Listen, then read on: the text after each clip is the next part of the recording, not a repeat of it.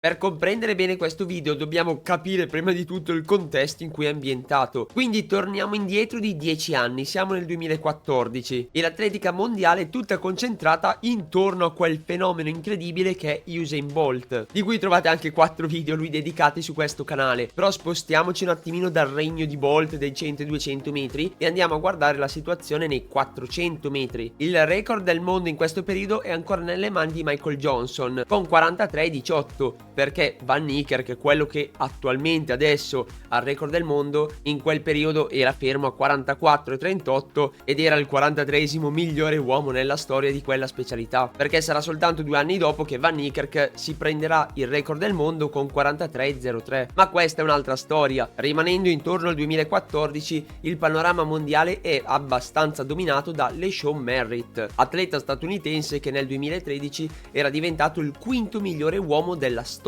con un 43,74 e l'anno successivo, cioè nel 2014, verrà pareggiato allo stesso esatto tempo da Kirani James, atleta di Grenada, che però aveva un piccolo vantaggio su LeSean Merritt, ovvero aveva 6 anni in meno. Consideriamo anche che questo periodo era il pre-scarpe in carbonio, cioè con la piastra in carbonio, e quindi sembra quasi un'era geologica fa, però parliamo di 10 anni fa. Ed ecco che ci troviamo in un contesto in cui gli Stati Uniti sono la nazione più forte nella specialità dei 400 metri. Hanno il loro super campione che però pian piano si sa sarebbe andato calando nella carriera, visto che LeSean Merritt nel 2014 aveva 28 anni e non si sapeva quanto ancora sarebbe durato a quel grande livello. Però nel resto del mondo cominciano a emergere nuovi talenti, come per l'appunto Kirani James. Da lì all'anno successivo anche Van Niekerk comincerà a diventare molto conosciuto e quindi ecco che gli Stati Uniti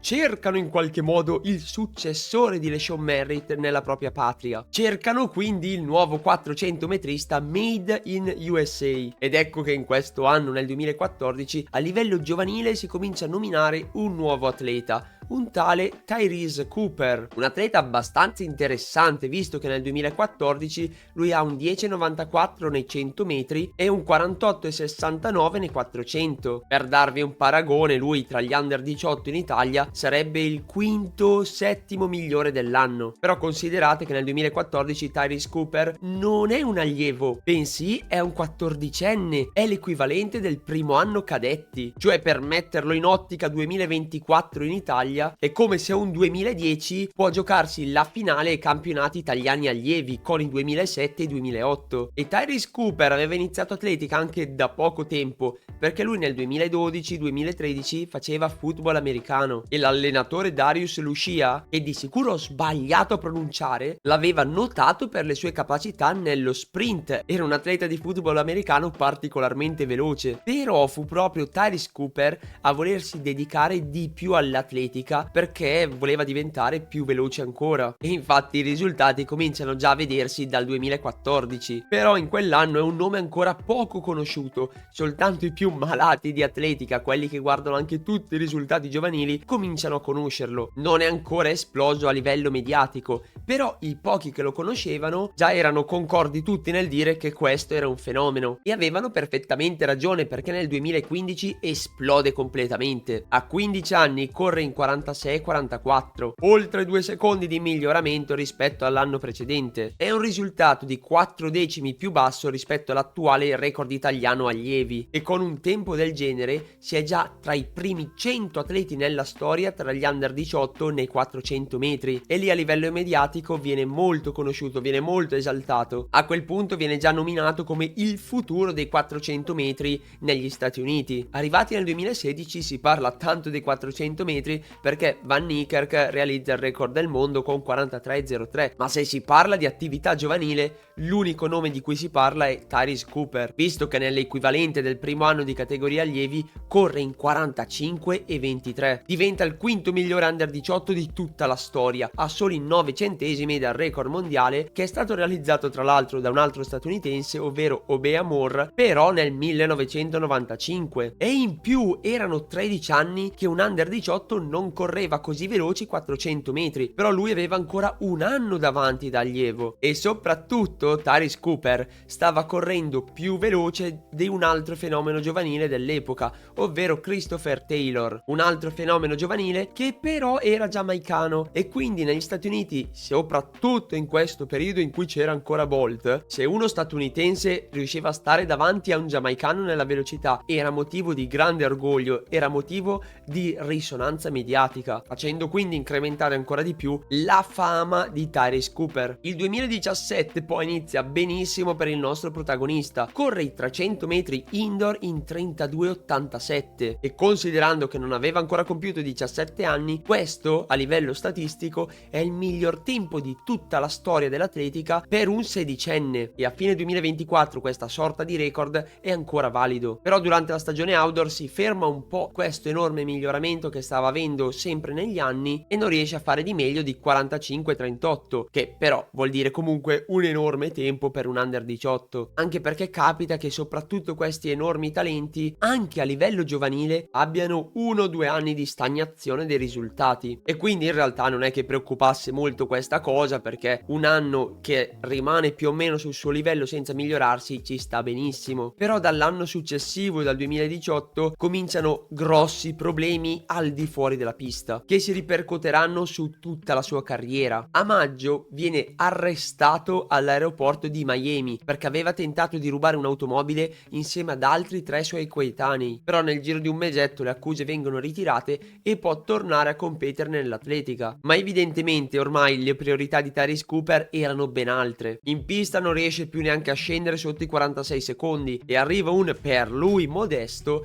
46,02, e in questo periodo cominciano anche a emergere altre cose del passato di Tyrese Cooper, perché ovviamente la gente vuole sapere perché un così grande fenomeno vada a immischiarsi in attività criminali, e si scopre anche che dal 2014, guarda caso l'anno in cui ha iniziato a fare atletica, Tyrese Cooper era stato accolto nella casa dell'allenatore Darius Loushia, ovvero l'allenatore del Miami Gardens Express, ovvero una specie di associazione in cui vengono accolti giovani provenienti da situazioni disagiate, situazioni povere, in maniera tale da dargli una possibilità di fare sport che magari riescono a tirarsi fuori da brutte situazioni, visto che Tyrese Cooper arrivava proprio da una famiglia disagiata, una famiglia molto povera. Però intorno alla metà, alla fine del 2017, qualcosa in Tyrese Cooper era cambiato. Aveva cominciato a frequentare le persone sbagliate, a volte non tornava più a casa alla sera, era diventato pericoloso e a tratti irrispettoso per la famiglia di Darius, finché ad un certo punto lo stesso Darius non fu costretto a sbatterlo fuori di casa. In più si apprende anche che quel crimine di provare a rubare un'auto non era neanche il primo crimine di Cooper, perché era già stato segnalato per diversi crimini minori, e qui cito testualmente un articolo che ho trovato che mi ha fatto in realtà spaccare per come era scritto: per furto di patatine, biscotti e caramelle. E quell'arresto all'aeroporto di Miami fu come aprire un vaso di Pandora, perché sempre di più si indagava su di lui, sul suo passato, e sempre di più emergevano cose criminali, anche di piccoli crimini, disturbo alla quiete pubblica, che aveva commesso Tyrese Cooper dalla metà del 2017 in poi, guarda caso proprio da quando ha smesso di migliorarsi in atletica. E queste vicende fecero crollare del tutto il futuro del nostro protagonista, perché prima di tutte queste vicende c'erano già parecchi college americani che facevano a gara per averlo, gli offrivano borse di studio per il football, per l'atletica, chiunque voleva avere nel suo college questo enorme fenomeno giovanile. Ma nel momento in cui è esplosa la vicenda dei suoi guai giudiziari, tutti hanno ritirato le loro proposte, e così nel giro di poco tempo il suo futuro passa da estremamente radioso a grigio e preoccupante. Però una seconda possibilità non la si nega a nessuno. Verso la fine del 2018 Tyrese Cooper dice di essersi lasciato tutto alle spalle, di aver commesso degli errori dovuti alla sua immaturità, e lui vuole continuare a fare atletica, vuole vincere. Ammette lui stesso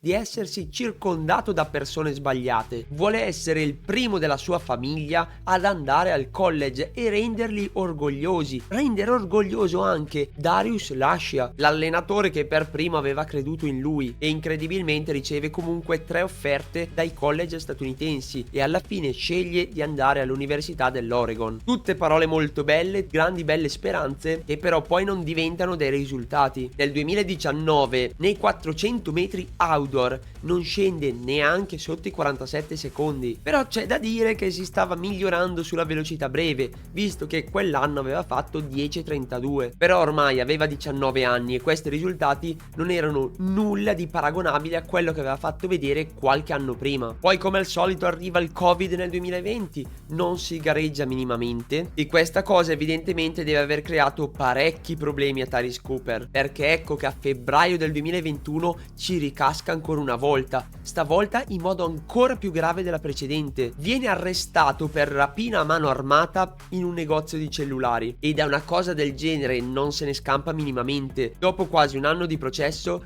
Tyrese Cooper riceve una pena di 7 anni di carcere, mettendo così una pietra tombale sulla sua carriera. Chissà, magari in un'altra vita Tyrese Cooper avrebbe messo la testa a posto e sarebbe diventato uno dei più grandi 400 metristi della storia, con tra l'altro una storia di riscatto sociale alle spalle, arrivando da una famiglia poverissima e riuscendo però ad emergere lo stesso. E invece scelte sbagliate e amici sbagliati lo hanno portato a finire in carcere. Un gran peccato per l'atletica, che perde così un enorme fenomeno, e anche per la persona in sé. Poi comunque adesso gli Stati Uniti non si devono minimamente preoccupare per il futuro della specialità dei 400 metri, visto che in casa hanno il classe 2008 Quincy Wilson, che è veramente qualcosa di devastante, riuscendo a correre a 16 anni 44,25. Spero di avervi fatto conoscere una storia particolare e interessante dell'atletica, di un fenomeno giovanile che aveva tanto fatto parlare di sé un po' di anni fa e che purtroppo è sparito nel nulla. Come al solito vi ricordo di lasciare un mi piace, commentare, abbonarvi se volete supportare attivamente Pillole di Atletica, così che possa andare avanti negli anni a fare questa cosa. E come al solito non mi resta che augurarvi buon divertimento agli allenamenti e buona fortuna alle gare. Ciao ciao!